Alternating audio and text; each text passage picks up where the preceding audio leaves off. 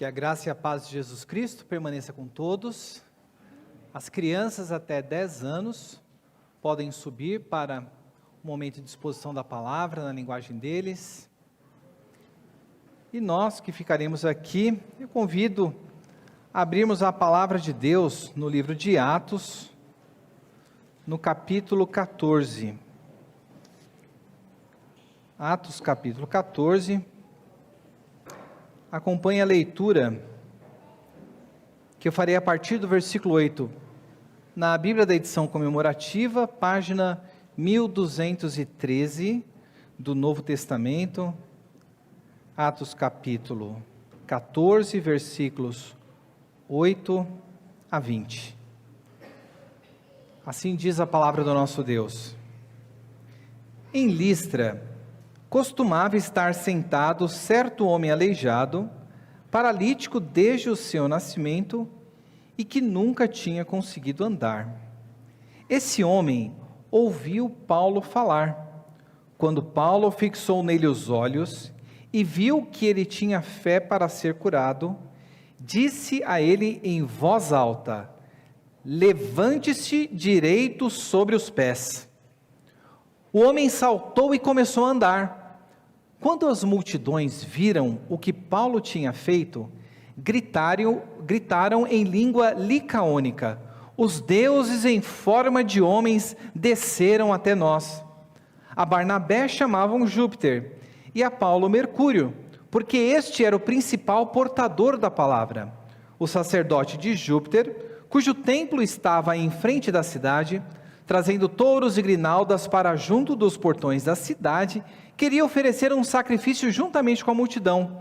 Porém, ouvindo isto, os apóstolos Barnabé e Paulo, rasgando as suas roupas, saltaram para o meio da multidão, gritando: Senhores, por que estão fazendo isso? Nós também somos seres humanos como vocês, sujeitos aos mesmos sentimentos, e anunciamos o evangelho a vocês, para que se convertam destas coisas vãs ao Deus vivo, que fez o céu, a terra, o mar e tudo que neles há. Nas gerações passadas, Deus permitiu que todos os povos andassem nos seus próprios caminhos.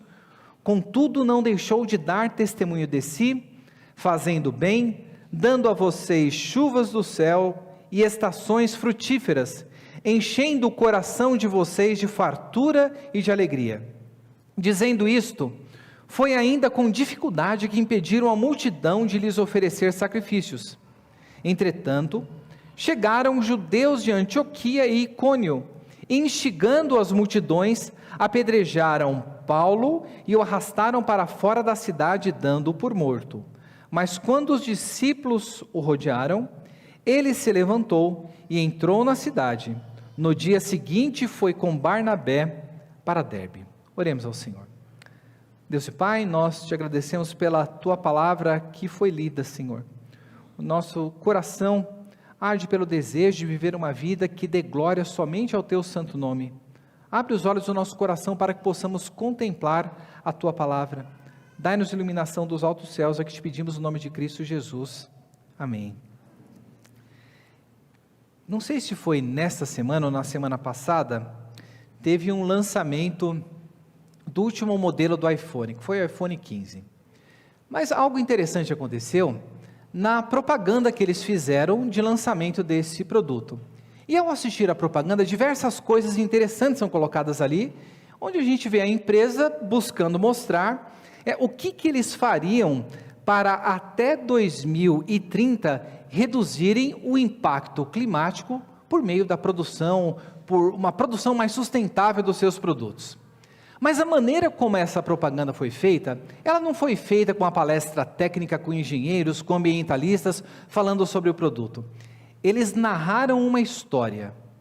E nessa história que eles narraram, eles apresentaram uma visita importante que ia acontecer ali nos escritórios da Apple.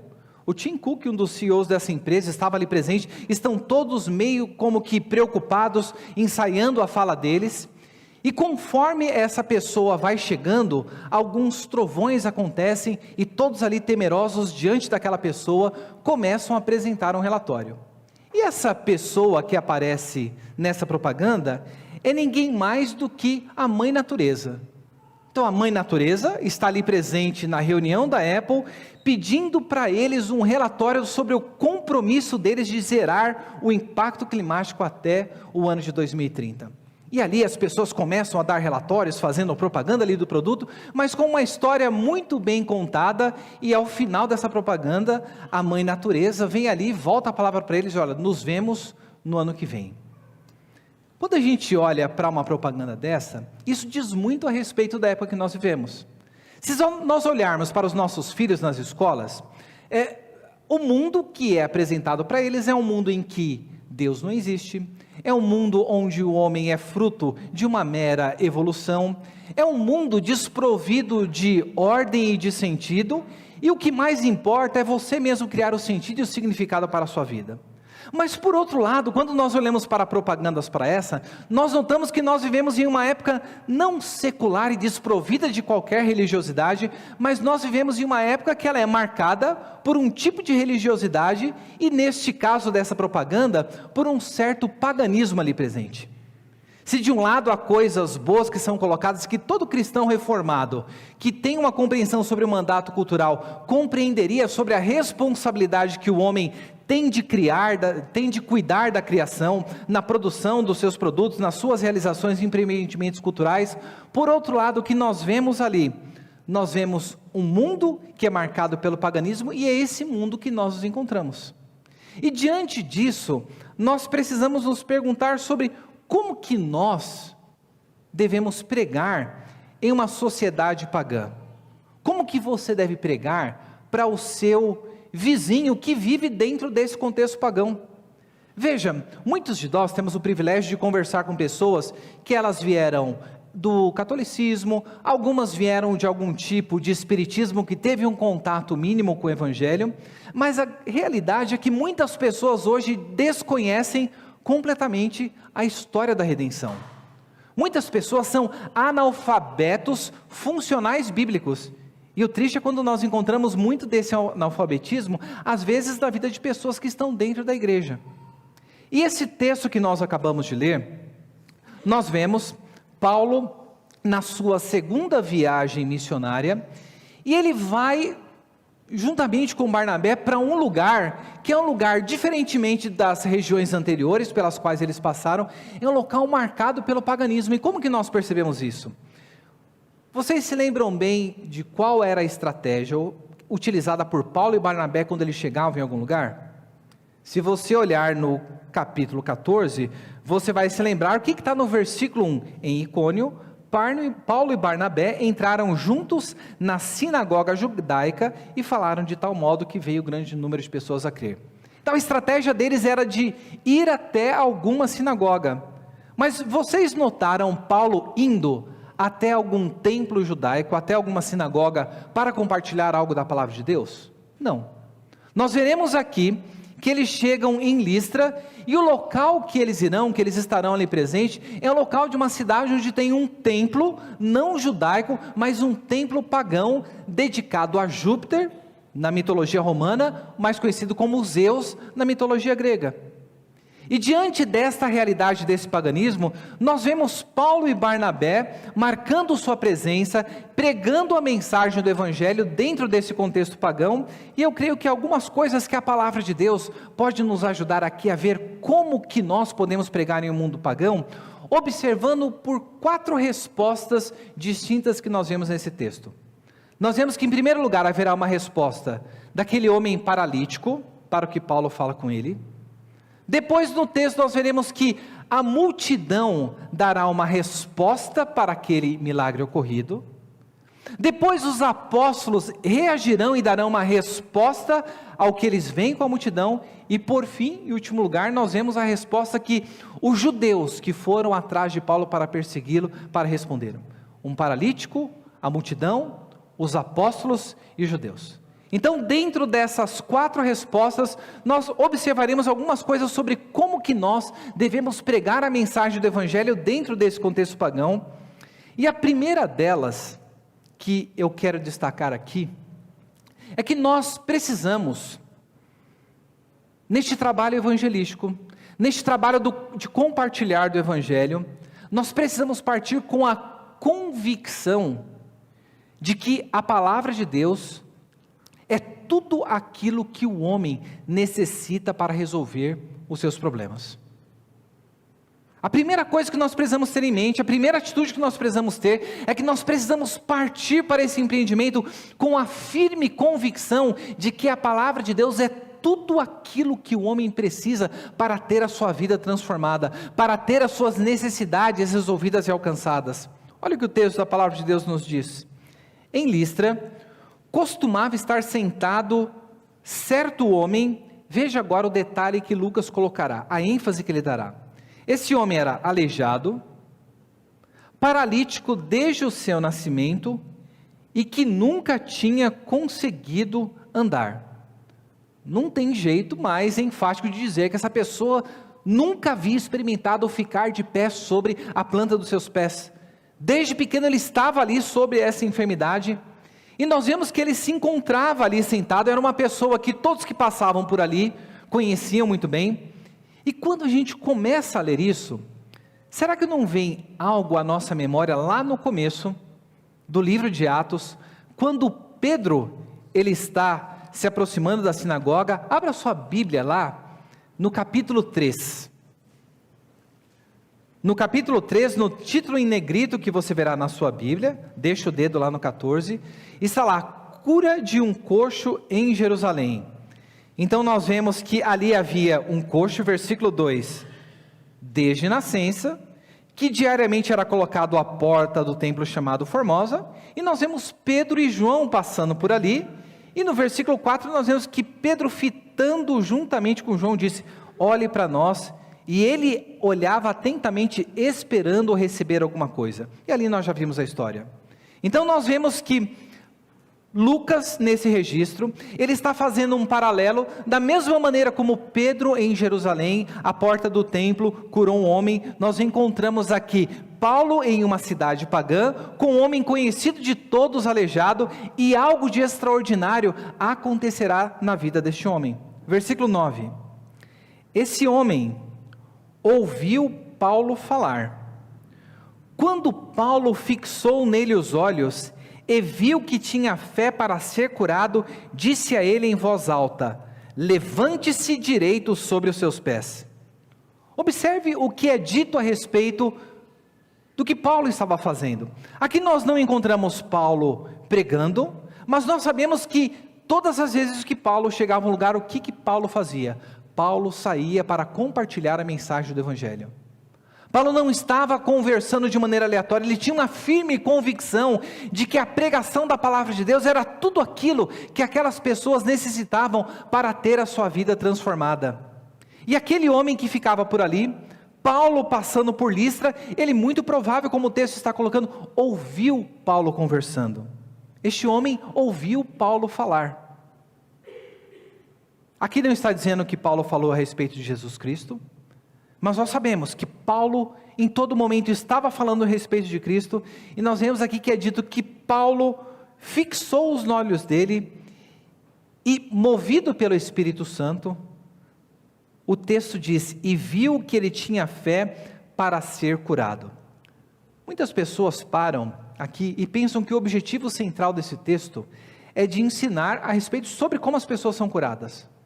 Então, para que uma pessoa seja curada, é necessário que ela tenha fé. Correto isso? Sim e não. Quando nós lemos no capítulo 3, aquele homem que estava ali à porta, nós lemos que ele creu em alguma coisa? Diz que Pedro olhou para ele, fitando, disse: não tenho ouro nem prata. Mas ali é dito que aquele homem estava esperando receber algo daqueles homens. Aquela pessoa não teve fé nenhuma, e ele foi curado. E aqui nós vemos que é dito que Paulo percebeu algo de distinto, E esse algo de distinto é que aquele homem tinha fé para ser curado. Se você para olhar no texto em grego, a palavra para curado é a mesma palavra que nós usamos para salvação. Palavra soter. A pessoa que nasce em Salvador, a gente chama ela do quê? É soteropolitano. Então ele é um cidadão da onde? Da cidade de Salvador, do Soter. Então, de onde nós tiramos também a doutrina da salvação? Soteriologia. O texto está nos dizendo aqui que Paulo olhou para aquele homem e viu que ele tinha aquilo que era necessário para ser salvo. Aquele homem sim estava há muito tempo, desde sempre, sentado e aleijado, mas quando Paulo olhou para ele, viu que a necessidade mais profunda, claramente tocado pelo Espírito Santo, de que aquele homem havia sido alcançado para a salvação, ele tinha aquilo que era necessário para ser salvo. O texto coloca, tinha fé para ser curado, e Paulo diz, e o texto diz que ele falou com uma megalefone, uma voz muito grande, como que gritando, ele diz, levante-se direito sobre os seus pés. E o que é dito? Não é dito que aquele homem começou ali meio que devagar. Você já viu nesses programas de televisão, onde tem esses falsos apóstolos, e a pessoa diz lá, olha, vou chamar aqui a pessoa, vi um dia desses no Instagram lá, e era para orar para emagrecimento, né? Então daí tinha umas irmãs que estavam lá na frente, e ele falou, olha, receba a unção do emagrecimento, e não emagreceu coisa nenhuma ali no nada. Você vê as pessoas ali com aquele fingimento, caindo naquele engano, e aqui é dito que este homem, ele saltou e começou a andar. Eu não sei se você já machucou a sua perna, ou já teve que ficar um tempo assim, quebrou algum osso da perna, teve de ficar parado. O que acontece quando a gente fica muito tempo sem usar algum membro do nosso corpo? Acontece perda de massa muscular. Tanto que a gente tem que fazer fisioterapia para o braço voltar a ter mais massa, a perna para que nós consigamos nos fortalecer. Mas aqui é dito que este homem, milagrosamente, um homem que nunca havia andado, um homem que nunca havia se levantado, é dito que ele saltou e começou a andar. E tudo isso começou com o quê? Começou com a fé no coração dele? Que ele desejava muito, ele tinha uma fé muito grande. Por conta dessa fé, Paulo observou que ele tinha aquilo que era necessário para ser curado. Não, esse homem ouviu Paulo falar. A fé vem pela pregação do Evangelho. Não há como nós sermos salvos, independente da palavra de Deus. A maior necessidade que este homem tinha, não era o fato dele ser aleijado, paralítico e nunca ter conseguido andar. Porque se ele andasse e não tivesse salvação, ele morreria e morreria em um estado de perdição eterno. Mas nós vemos que por meio da pregação da palavra, por meio de ouvir este homem de Deus falar, a fé que vem pelo ouvir, ela transformou o coração. E nós lemos lá em Romanos no capítulo 10, que todo aquele que invocar o nome do Senhor será salvo. Nós não vemos aqui este homem invocando ou clamando, mas nós vemos que por ouvir Paulo falar, fé foi gerada no seu coração. Este homem foi salvo da perdição eterna, e este homem foi agraciado com a bênção de ter o seu corpo restaurado ao seu estado normal. Quando nós partimos para a pregação do Evangelho, quando nós partimos para esse mundo pagão, nós precisamos ter a convicção firme de que a palavra de Deus é tudo aquilo que essas pessoas que se encontram no mundo necessitam para terem a sua vida transformada. O Evangelho, ele alcança o homem na sua integralidade. O problema é que nós muitas vezes achamos que o ponto central da igreja seria de resolver o problema da fome, o problema daqueles que estão aflitos, daqueles que estão com necessidades financeiras. Mas o que a palavra de Deus nos mostra é que quando o Evangelho entra na vida de uma pessoa, a sua vida é transformada de dentro para fora. A transformação do coração, ela se expandiu para a totalidade da vida deste homem. Como que você tem partido para a sua missão no mundo? Nós estamos no mês em que celebramos a Reforma Protestante, E quando nós paramos para refletir sobre os solas da reforma e olhamos para esse texto da palavra de Deus, nós vemos aqui que a salvação, ela só vem por meio do quê? Sola gratia. É somente pela graça.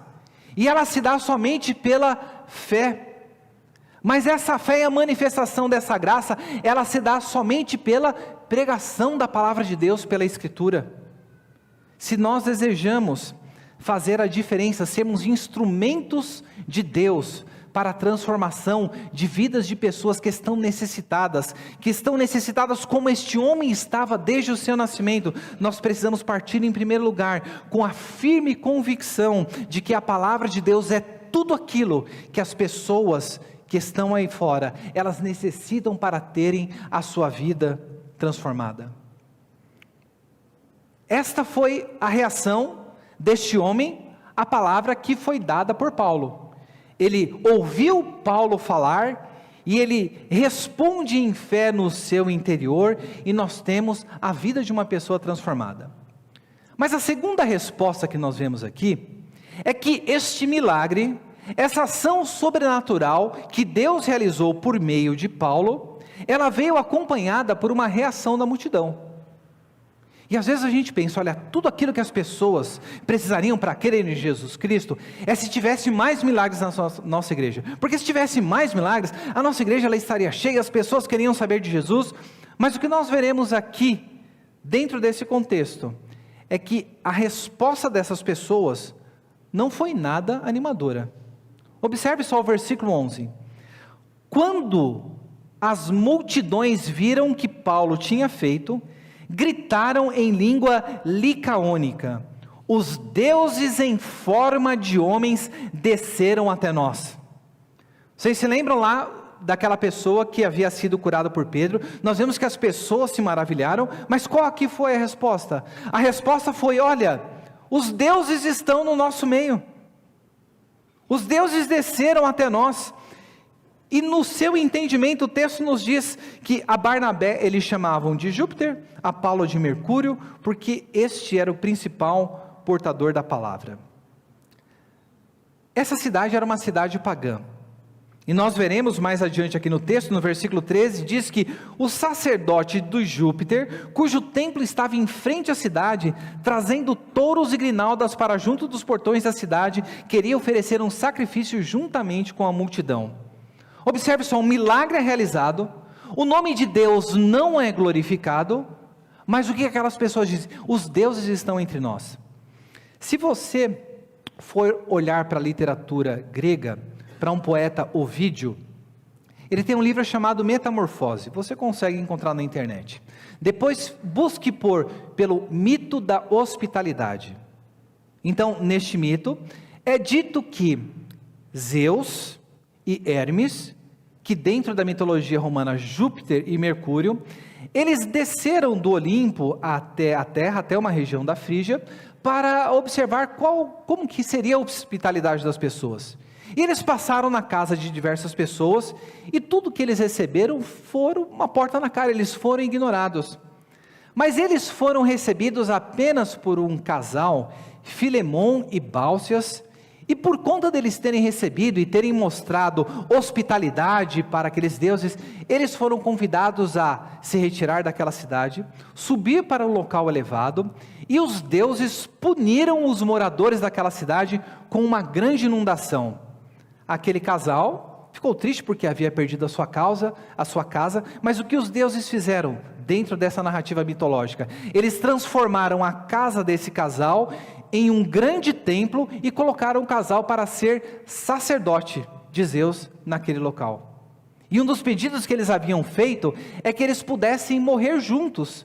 E eles dizem no final dessa história que foram transformados em duas árvores que viveram juntos para sempre na região onde eles se encontravam. Este era um mito que foi narrado por Ovídio no seu livro Metamorfose, que estava dentro do pano de fundo cultural das pessoas aqui de Listra.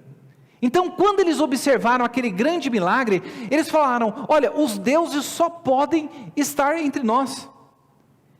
E a atitude deles foi uma atitude de alegria?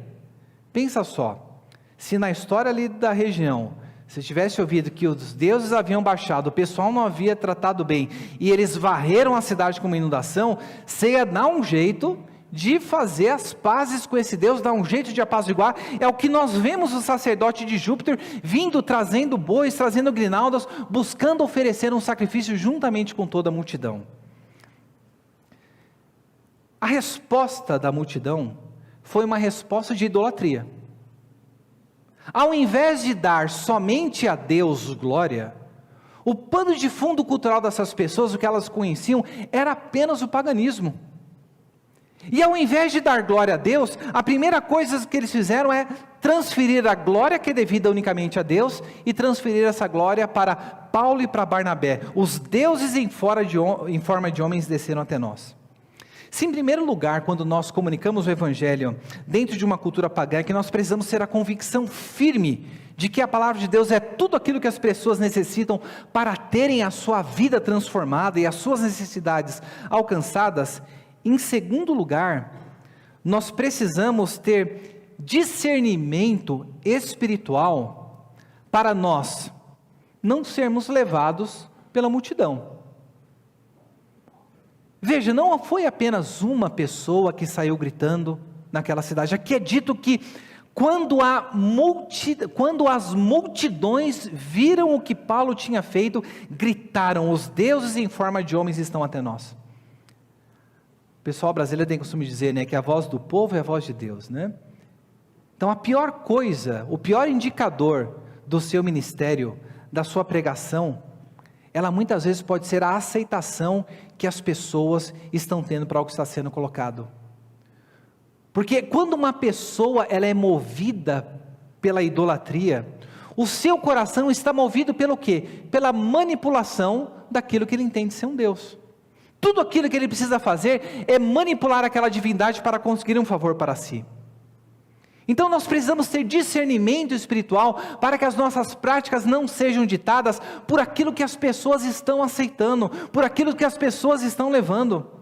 Mas eu creio que a coisa mais grave que nós precisamos ter discernimento para perceber é que é gostoso demais ser elogiado, não é verdade? É bom demais quando você faz alguma coisa e as pessoas olham para você e falam: olha o que ele fez. Que coisa maravilhosa. Se vocês voltarem um pouquinho no capítulo 12, volte a sua Bíblia para o final do capítulo 12, e nós veremos ali o que aconteceu com o rei Herodes. Nós vemos que Herodes havia, em um determinado momento, falado ao povo, e no versículo 21 nós lemos o seguinte do capítulo 12: em dia designado, Herodes, vestido de traje real, assentado no trono, dirigiu-lhes a palavra, e o povo gritava: é voz de um Deus e não de um homem. No mesmo instante, um anjo do Senhor feriu Herodes, por ele não haver dado glória a Deus, e comido de vermes morreu. Observe só, a tendência humana é de querer chamar a glória para si. Herodes caiu nessa tentação de chamar essa glória para si e foi punido. E nós precisamos parar para refletir dentro da casa de Deus. Muitas vezes nós temos levado nossos irmãos, que Deus tem abençoado com a pregação da palavra, pessoas que têm uma penetração grande em meio da sociedade, as pessoas gostam de ouvir, mas muitas vezes nós tratamos essas pessoas de maneira idolátrica. E muitas vezes nós desejamos essa forma de adoração para nós mesmos. E quando na verdade o que nós deveríamos ter é discernimento espiritual, para saber que quando nós saímos para a pregação do Evangelho, o que importa não é a nossa habilidade comunicativa, não são as nossas habilidades interpessoais, todas essas coisas são importantes, mas o que importa não é a glória ser dada a nós, mas a glória ser dada a Cristo Jesus. Você se lembra de João Batista? Os discípulos dele, quando ele estava ali realizando o seu ministério, preparando o caminho para o Messias, os discípulos de João Batista estavam incomodados porque Jesus estava recebendo mais atenção. E qual foi a fala de João Batista? Importa que ele cresça e que eu diminua. Se nós desejamos pregar em uma sociedade pagã, nós precisamos ter um discernimento claro um discernimento espiritual de que nós somos meros instrumentos na mão de Deus. E como instrumentos na mão de Deus, o nosso objetivo não deve ser o de buscar glória para nós mesmos, mas o de buscarmos a glória que é devida somente a Deus. Dentre as coroas dos 5 solas da reforma, nós vemos que tudo aquilo que foi colocado é que somente a Deus nós devemos dar glória. Herodes não deu glória. E quantas vezes nós deixamos de dar a glória que é devida a Deus, porque nós desejamos ser vistos quase como deuses, como pessoas dignas de adoração pelos homens. Você tem se preocupado mais com a sua glória ou com a glória de Deus? Porque como missionários neste mundo, como mensageiros neste mundo, nós precisamos de convicção, de que a palavra de Deus é suficiente. Nós precisamos de discernimento espiritual, para não sermos levados pelas multidões, e para não cairmos na tentação de roubarmos a glória que é devida unicamente a Deus. Mas em terceiro lugar, nós precisamos também confrontar o erro com a palavra do Evangelho. Observe qual que foi a atitude de Paulo e Barnabé, versículo 14. Porém, ouvindo isso, os apóstolos Paulo e Barnabé, rasgando as suas roupas, saltaram para o meio da multidão. Essa atitude de rasgar as roupas era a atitude que o judeu tinha para expressar a sua contrição diante da blasfêmia que estava sendo colocado. Eles se constrangeram diante daquilo e rasgaram as suas vestes e dirigem as suas vozes para a multidão e vemos: senhores, por que estão fazendo isso? Cornélio, quando estava diante de Pedro, ele se ajoelhou diante de Pedro e Pedro levantou: não faça isso porque eu sou homem como você. Qual foi a resposta desses servos de Deus? Eles confrontaram o erro, mas confrontaram o erro apresentando a verdade. Veja, quando eu olho para uma propaganda dessa da Apple, às vezes a gente para e olha e fala: olha que paganismo terrível, que coisa. Verdade, há diversas coisas erradas. Mas uma coisa que é interessante é de ver, de uma empresa marcada por um secularismo total, estar se utilizando de motivos religiosos, motivos que são considerados como mitológicos, para contarem uma história e chamar a atenção do público. Os seres humanos são seres religiosos. E diante do erro, tudo aquilo que nós precisamos comunicar a verdade do Evangelho, nós precisamos confrontar o erro com a verdade, e a maneira como Paulo e Barnabé fazem isso, versículo 15, nós também somos seres humanos como vocês, sujeitos aos mesmos sentimentos, e anunciamos o Evangelho a vocês, para que vocês se convertam destas coisas vãs ao Deus vivo. Veja, Paulo e Barnabé, que são chamados aqui de apóstolos, e lembre-se, quando a gente lê o termo apóstolos no livro de Atos, nós vemos o apóstolo sendo utilizado no sentido técnico, que Paulo é apenas o apóstolo aos gentios, mas a palavra também aqui, como está colocada, é apóstolo como o mensageiro, aqueles que foram enviados pela igreja para a obra. E a maneira como eles respondem aqui, é que, olha, nós somos iguais a vocês, e tudo aquilo que nós fazemos, é anunciar o Evangelho, para que vocês se convertam dessas coisas vãs ao Deus vivo. As pessoas, elas estão sedentas por algo que confira significado à sua vida. Mas o problema é que elas estão buscando isso no lugar errado. E o que Paulo vem apresentar nós estamos aqui, para pregar o Evangelho. E o que ele destaca a respeito desta mensagem? Primeira coisa que ele destaca para que vocês se convertam dessas coisas vãs, dessas coisas inúteis, ao Deus vivo, que fez o céu, a terra, o mar e tudo que neles há.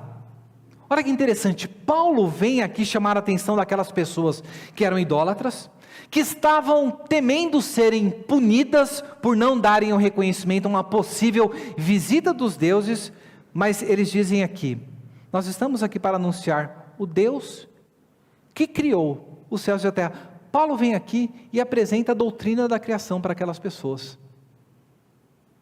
Você já parou para pensar que a Bíblia, a palavra de Deus, ela não começa com o evangelho da cruz? Ela não começa com a cruz de Cristo. Mas como que a revelação de Deus aos homens inicia? No princípio, criou Deus os céus e a terra. Ela inicia apresentando Deus como supremo Criador. E nós vemos aqui Paulo, que estava em Listra e que já havia falado de Cristo Jesus, ao ponto daquele homem ter ouvido a palavra de Paulo, crido e ter sido transformado. Nós vemos aqui, ele apresenta, olha, o Deus que nós estamos apresentando dessa mensagem do Evangelho, este é o Deus vivo, este é o Deus Criador, e este é um Deus bom. Versículo 16, nas gerações passadas, Deus permitiu que todos os povos andassem nos seus próprios caminhos. O que da mitologia grega Zeus e Hermes fizeram com aquela cidade, contada naquele mito? Lavou com uma inundação. Por que o sacerdote de Júpiter veio tentando oferecer algum sacrifício? Eles estavam querendo garantir que aquele não seria o destino deles. Mas o que Paulo vem falar aqui é que Deus, nos tempos passados, até antes da vinda de Cristo Jesus, Ele permitiu que os povos andassem nos seus próprios caminhos.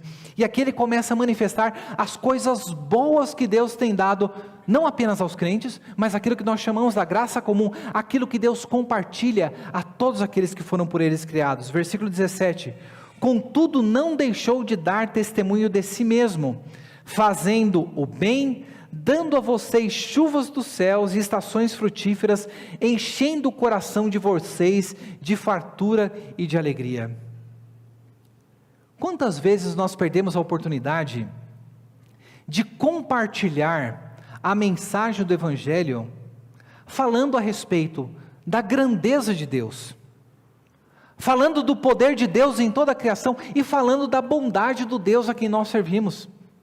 Muitas vezes nós nos preocupamos, e nós temos sim de falar sobre a mensagem da condenação, mas nós esquecemos de apresentar da bondade de Deus, aquela que é compartilhada por todos os seres humanos. Porque quando nós paramos para observar, nós vemos que a maneira como Paulo confrontou o erro, foi apresentando a mensagem do Evangelho, e apresentando o Deus vivo. Qual é o Deus a quem nós servimos? O Deus a quem nós servimos é o Deus vivo. Nós não servimos a um Deus morto. A ressurreição é central no cristianismo. Jesus Cristo ressuscitou dentre os mortos. Nós vemos na palavra de Deus que Jesus Cristo é aquele que estava com o Pai no princípio, e sem Ele nada do que existe se fez.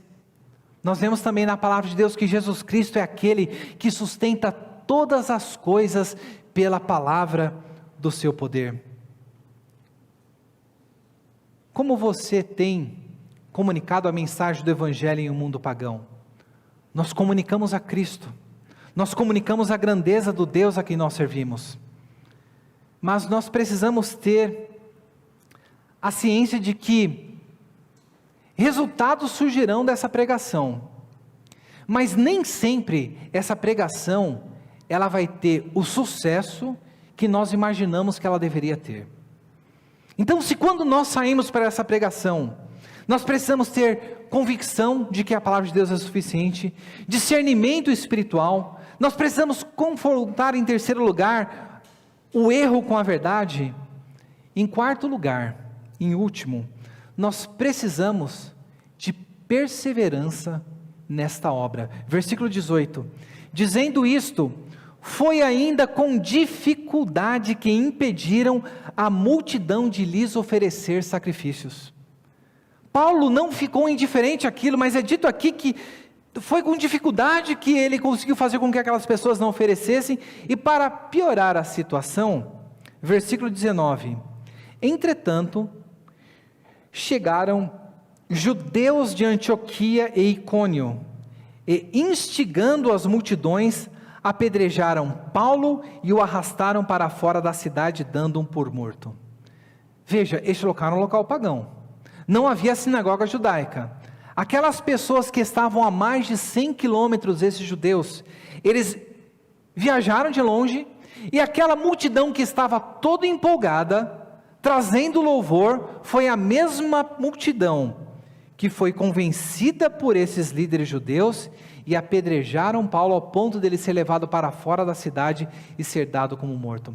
Veja, muitas vezes a multidão que te aplaude é aquela que vai te apedrejar. A multidão que é aquela que você acha que está fazendo as coisas corretas, é a mesma que se voltará contra você. E é por isso que nessa obra nós precisamos ter a perseverança, porque nós vemos aqui que Deus é aquele que sustenta a realização da sua obra. Porque mesmo nesse local em Pagão, lá pessoas foram convertidas pela pregação do Evangelho. Lá havia discípulos de Cristo Jesus. Nós veremos quando chegarmos no capítulo 16, que uma pessoa muito famosa do Novo Testamento, que era de Listra, era o jovem Timóteo. Versículo 20, mas quando os discípulos o rodearam, Paulo que estava dado como morto, ele se levantou e entrou na cidade, e no dia seguinte foi com Barnabé para Derbe. Pense só, você vai, realiza pela misericórdia de Deus, é um instrumento de Deus para ser bênção na vida de uma pessoa.